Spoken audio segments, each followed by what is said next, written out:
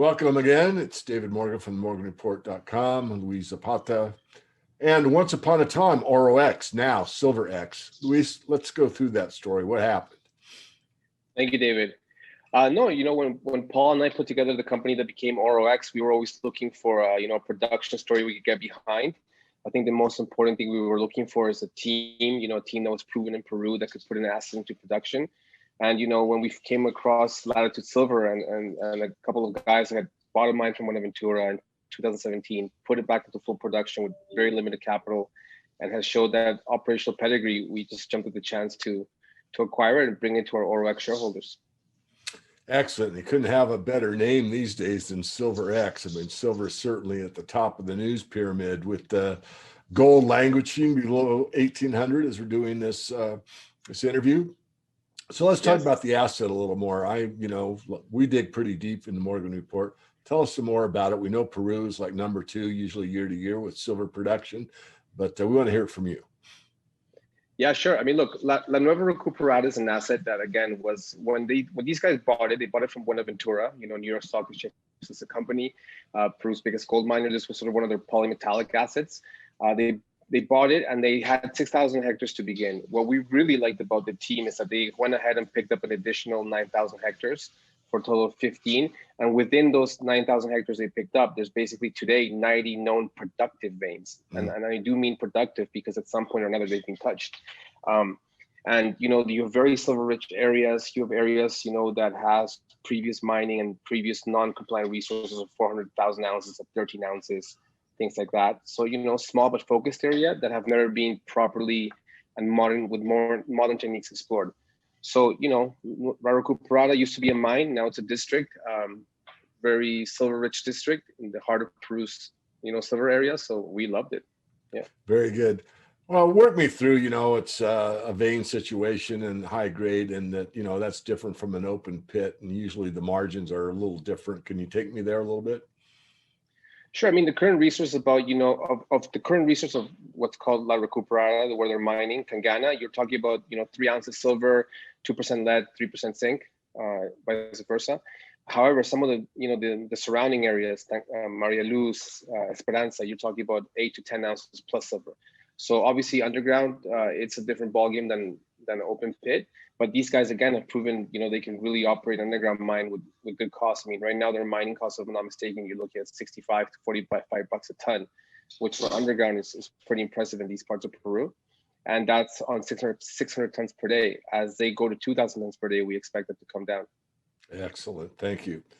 So tell us about Peru going forward. We hear a lot of things in the sector, and I get this question all the time, Luis. Well, we're safe. Well, look, life isn't safe, but why don't you give us your take on Peru and where it's going? Look, I mean, on a macro scale, Peru's the world's second or third biggest silver producer. So, when we looked at this deal, I always ask myself the question, why has nobody built the first Majestic in Peru, right? Why has nobody gone ahead and consolidated mid-scale mining opportunities and built a 10, 20 million ounce producer? So that's macro, our concept. As far as Peru, I mean, look, we've had 3 presidents in the past 5 months. That was tough. Since 2016, we've been basically in political upheaval due to the composition of our Congress. I mean, I'm Peruvian, I live here, so I won't get too much into that. I would say to investors, look, we have elections coming up in April. And if I could forecast the elections, I'm going to tell you that, we're going to have a Congress, which like today is very split up. So in essence, over the next 5 years, I don't see anything getting done. It's going to be tough for the country. But having said that, mining is our biggest industry. That's the one sector nobody messes with. So I think Peru, as far as, a mining jurisdiction, can continue being a great jurisdiction.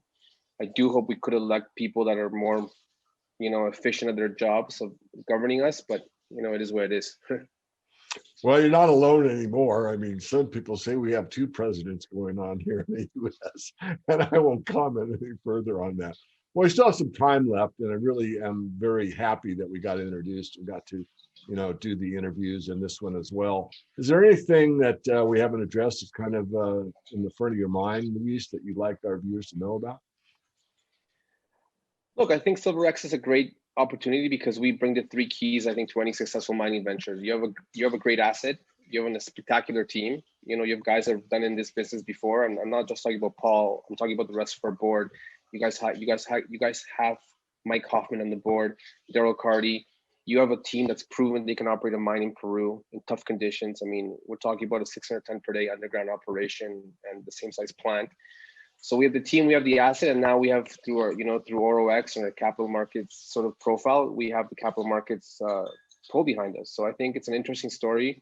We've been blessed to have really key, good investors, guys, institutions all over the world, from Sprott to Peru to Australia, backing us. So I think as we go forward, we're going to be a great story for the silver market.